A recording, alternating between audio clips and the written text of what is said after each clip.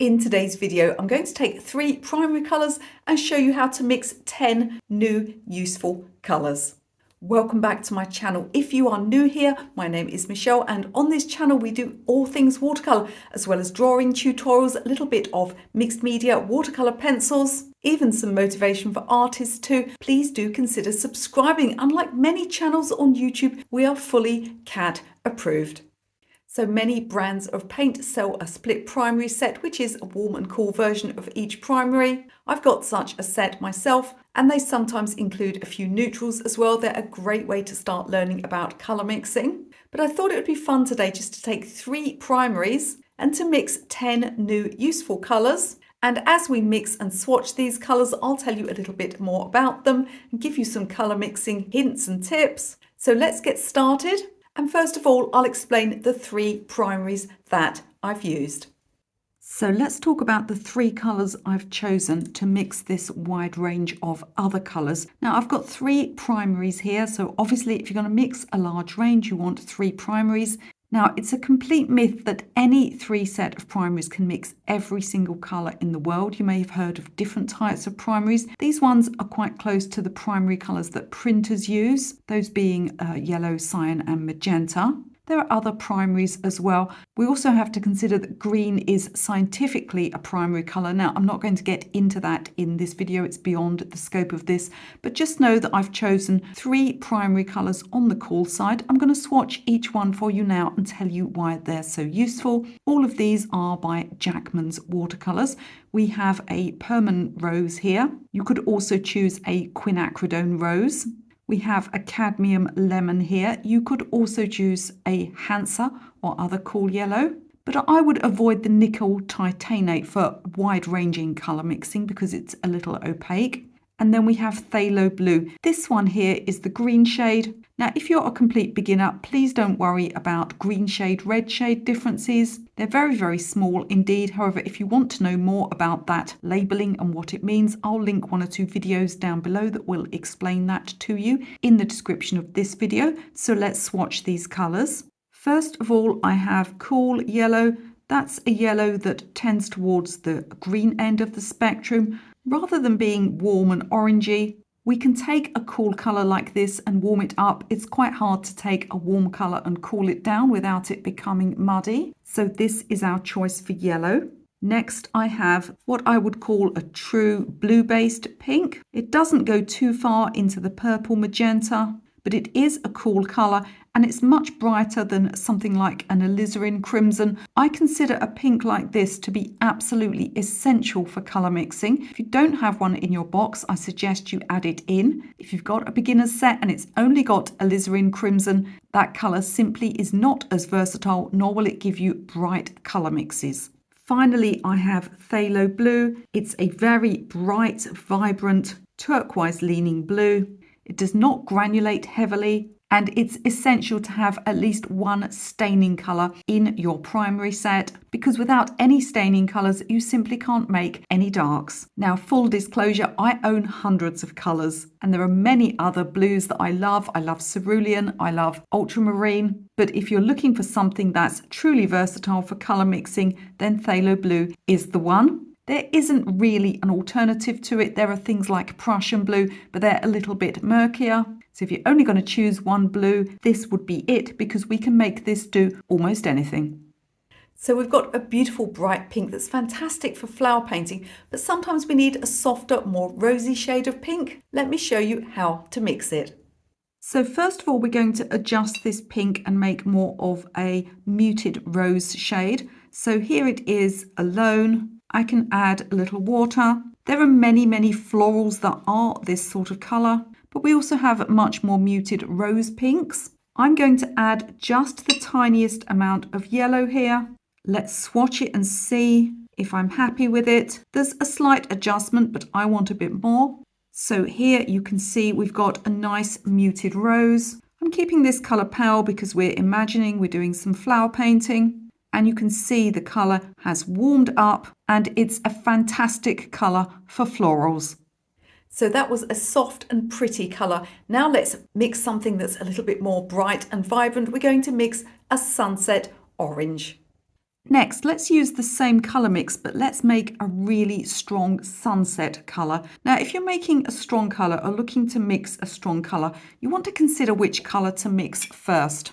So this pink, I know from experience, is really, really strong. Many of the pinks and reds are. The yellow is much weaker, so it's much safer for me to start with the yellow and add the other colours in. The same goes for most greens. I would generally start with the yellow. There's one or two exceptions to that. So let's add plenty of yellow here, and then I can just pop as much pink in as I want. We've got kind of an orange appearing here. Let's go stronger, and we're getting closer to what I want, which is a warm orange or sunset colour. And I can keep adding pink until I get the effect I want. You're going to end up with a much cleaner colour here than the way I've seen some beginners try to mix this sort of shade, which is using some of the warm orangey cadmium type yellows. You can end up with rather a dirty, grainy looking colour by doing it that way. Instead, we've got this beautiful, bright, clear sunset pink.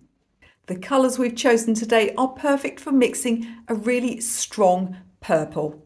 I've cleaned my palette and water, and now we're going to mix a strong purple. Palette cleanliness is really important, especially if you're a beginner. You can end up mixing in colour opposites by mistake and really dulling down your colours. Now I want to make a strong purple. I'm actually going to start with the blue this time because I know from experience that if I start with the pink, it can be hard to get rid of that pink because the purple is mostly blue, at least the sort of purple I want to mix. If you end up mixing a colour wrong and it's just, maybe it's gone far too pink, you just keep adding more and more and more and more blue and you just can't sort it out. Really, you need to start again with your colour mix, because if you've got a staining colour and you've just put too much in, you can end up, using a whole tube of something else trying to adjust it, when it would be better just to remove it from your palette, perhaps leave a small amount and then add the new colour in. So I've got a nice strong mix of blue. Let's add some pink. I feel like I've picked up a bit too much. So what I'm going to do is just pop it down here so that I can then start adding in. But actually, no, it's fine.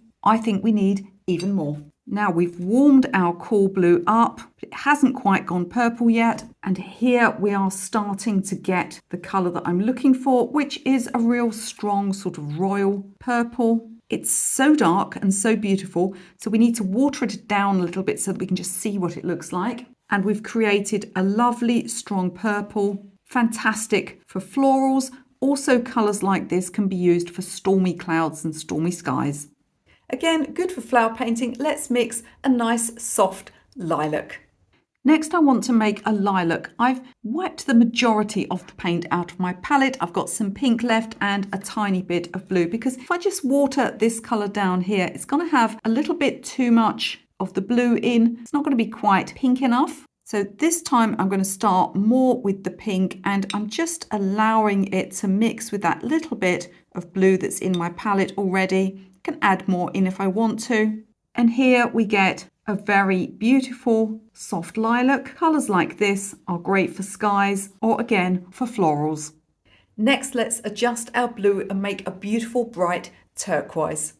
Next, I'm going to create a turquoise. This should be easy because our blue already leans toward turquoise. Now, I said to you that I usually, when mixing some kind of green, I usually start with the yellow. The exception to that rule is if I'm mixing a turquoise or an aqua, because those colours are mostly blue. I don't want this colour to go too dark, and we've seen how strong this blue is. So I'm going to start with my blue here. I've cleaned my brush because I don't want to get a load of blue into this yellow. It may affect later colour mixes. I'm just going to take a little of the yellow and mix it in. And here we've got a beautiful bright turquoise. It leans a little bit to the green side, but I can equally add more blue, push it back again. Colours like this are fantastic for painting water and some types of botanicals and leaves. Look how bright and clear these colours are. Next, let me show you how I adjust this strong bright blue that we have to make a soft sky blue.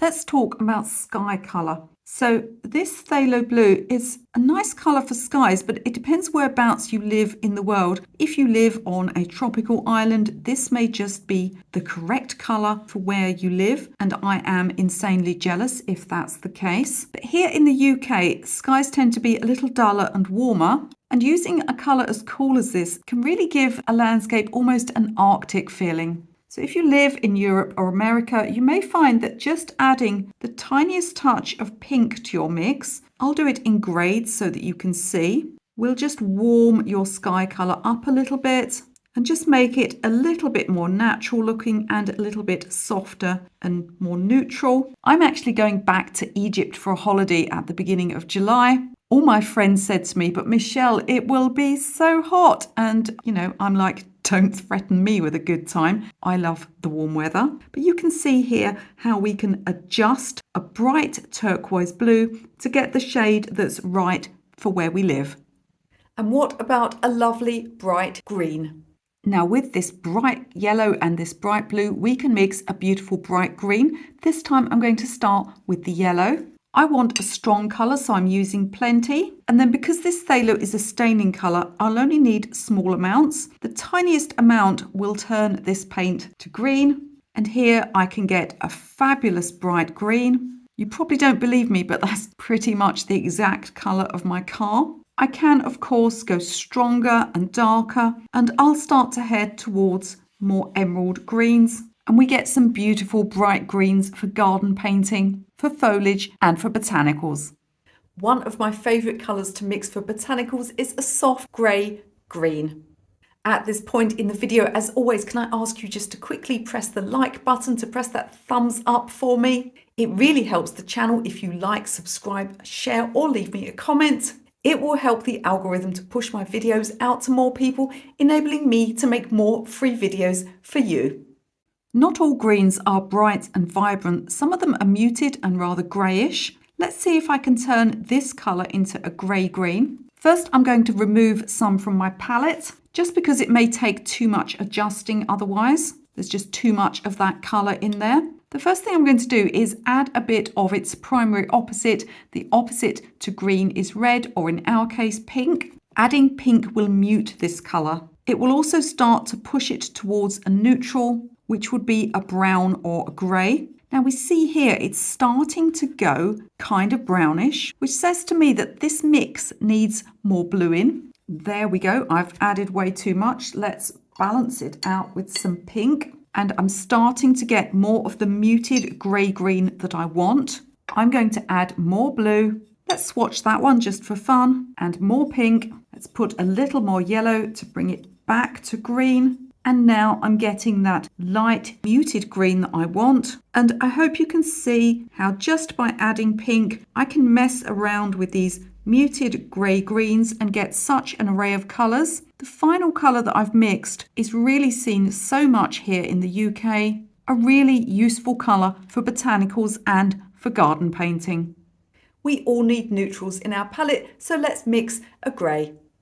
I've wiped my palette out, but I haven't bothered to be too clean about it because our next mix is going to use all three colours as well. And I'm going to mix a grey. Now, grey is majority blue pigment, so we're going to start with blue. And you can use this mix no matter what primaries you are starting from. So if you're painting a landscape, for example, and you want to mix a grey, just take the blue that you're already mixing and pop your two other primaries into it. Let me show you how it works. I'll start here with my blue. I actually like to add yellow as the next colour. Of course, that's going to go green. I'm going to put a bit more blue in that because you still want blue to be the main colour. Now I'm going to add my opposite, which is the pink. So a mixture of three primary colours will end up brown if it's majority yellow and red, and it will end up grey if it's majority blue. So let's see if we can turn this to grey. Each version of the primary that you use will be different. Some blues like cerulean are incredibly weak, so you'll have to start with quite a lot of them. Now it's starting to head more towards a purplish colour here, so I'm going to balance again with the yellow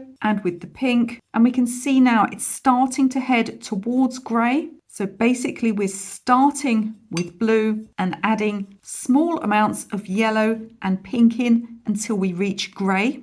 And here we have a lovely blue-grey. I could push it back to a green-grey like the last colour we mixed by adding more yellow. Alternatively, I can add more pink and we can get more of a purple-based grey. Remember, as long as you have a blue and you have two other primary colours, you can mix a grey. and it enables you to work within the same painting in a limited palette without reaching for a ready-made tube of Payne's grey, for example. Payne's grey is a great colour, but if you can mix a grey from the colours you're already using, it's going to make your painting more harmonious.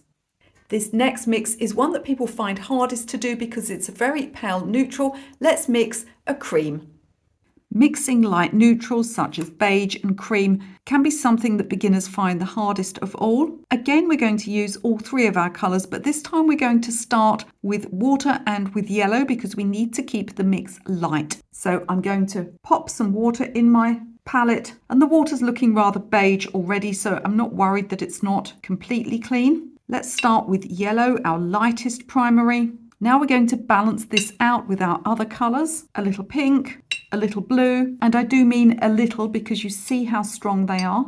Start to learn to analyse your colours. For instance, this has gone green. Green's made of blue and yellow, so therefore I need to add more pink. So analyse what the colour is, what it's made of, and then add a bit of the colour that's left. Still looking rather greenish. I'm going to add the tiniest amount of pink. If this colour goes dark and strong and you just can't get it right, again, you want to start again because this colour should be light and watery. And the thing with these pale cream and beige colours is they almost never look like they look in the palette, so we need to swatch. I'm really pleased with that. It's a lovely light colour. Let's see what it looks like with some more yellow in. Here we've warmed it up a bit. It's on the greenish side. Let's pop a little pink in. Now, not only are these pale neutral colours great for things like crockery and even concrete pathways, if you go a little more into the grey, they can, as you see, be fabulous for Caucasian skin tones. If I wanted to mix skin tones that were African or Asian, I would want to use warmer versions of the primaries, but you can use the exact same method. And this is how you mix a pale neutral cream colour. If you're thinking, well, it's a little too dark, you simply add more water to any of these mixes to lighten. Although I do sometimes use white in watercolour painting, it's completely not necessary for getting pale colours. And if you want transparency, then more water is the answer. Do let me know in the comments what you found most useful about this video. And before you leave this video, don't forget to have a look in the YouTube video description. That's going to tell you any videos that I spoke about in this video, any materials that I used. It's also got some free stuff down there for you. You can download some free PDFs. There's even a free course that you can take. And if you enjoyed this watercolor painting video, I think you're going to enjoy one of my most popular videos. You can watch that one right now.